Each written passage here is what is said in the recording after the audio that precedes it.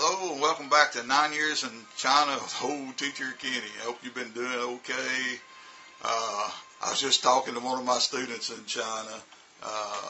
She's at the bookstore. I told her to get a good English book. But anyhow, I hope you're doing okay.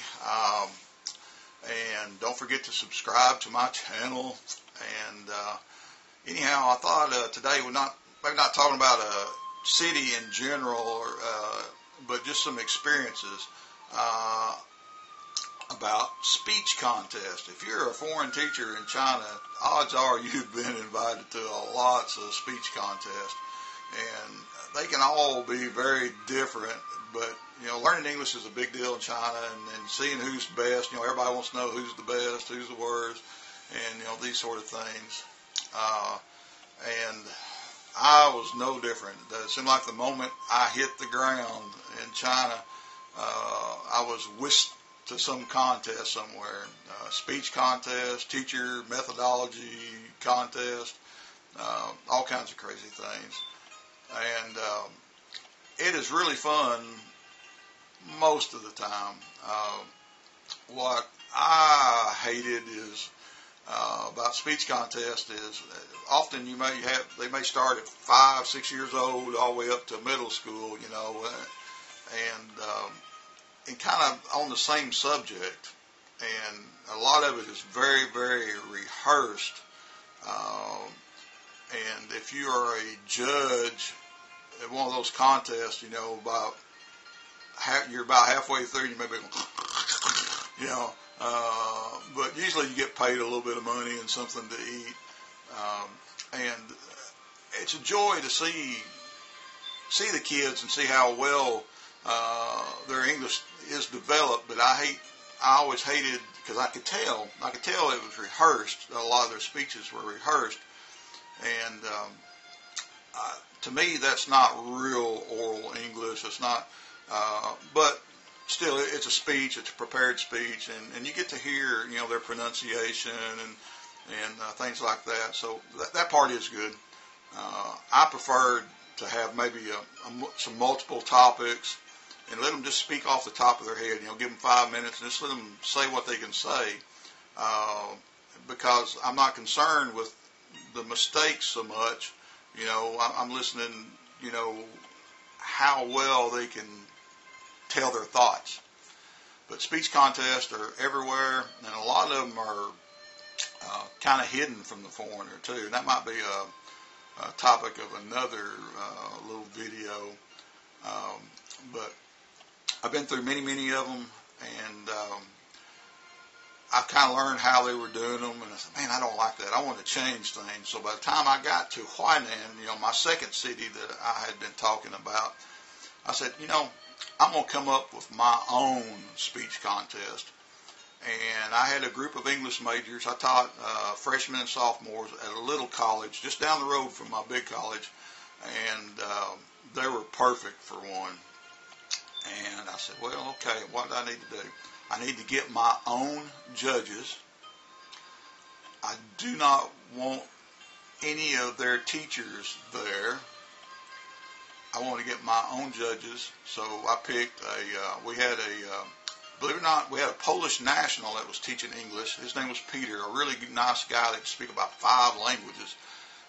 And I got him as a judge, and I got another teacher from my big school that did not know these students, brought her in. Then just so happened, I was telling a friend of mine in Fuyang, which is about an hour away, that we're going to do a speech contest. And I said, hey, Jesse, why don't you become a judge? You can come up here. You get to see your daughter, because his daughter was going to school in Huainan. So he came up, and I had another, what was she? I think I had a graduate student was also sitting in.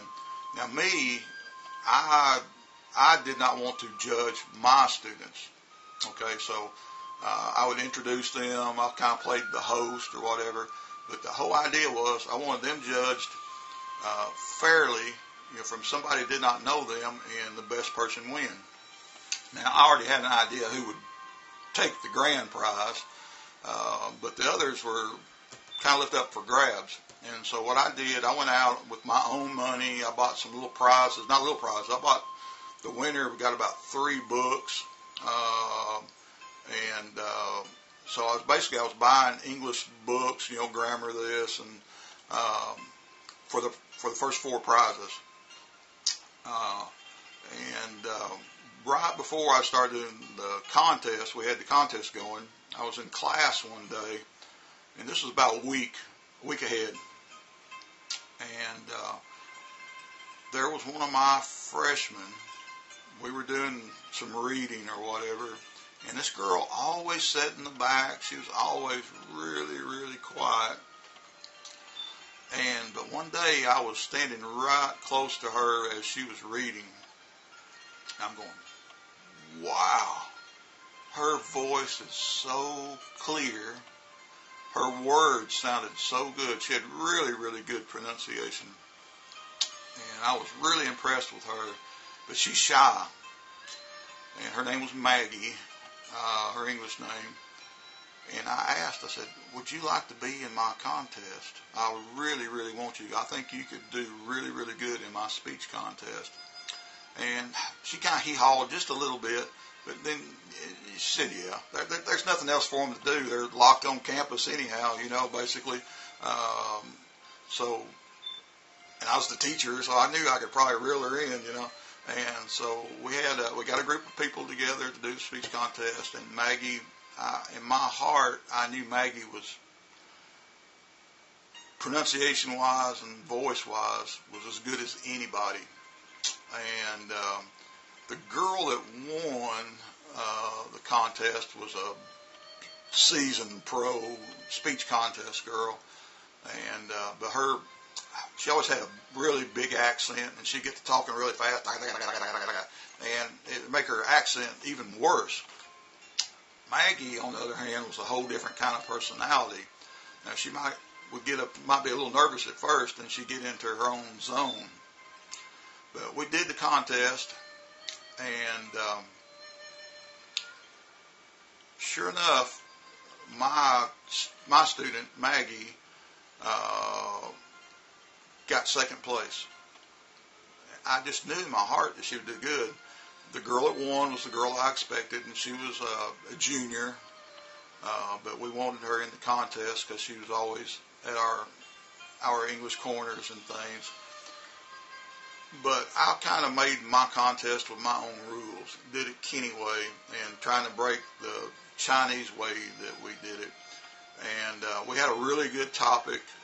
I'm Chinese, why should I learn English? And that resonated through those students. Most of them understood why, and they told so in their speech. Then there's some of them a little more Chinese oriented, and they said, well, you guys should be learning Chinese maybe. But speech contest, hugely popular thing in China.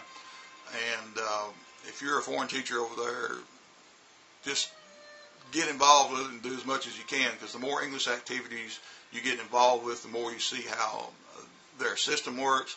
You see how good they are from top to bottom, and it's a learning experience. It's a good learning curve. And I wish in America we had some Chinese or Russian speech contest or whatever, but everybody wants to learn English. So we're lucky here in America that English is our language, and the world needs to learn it. It's the world's problem-solving language. So anyhow, a little bit about speech contest. I'll probably venture on this topic some more later.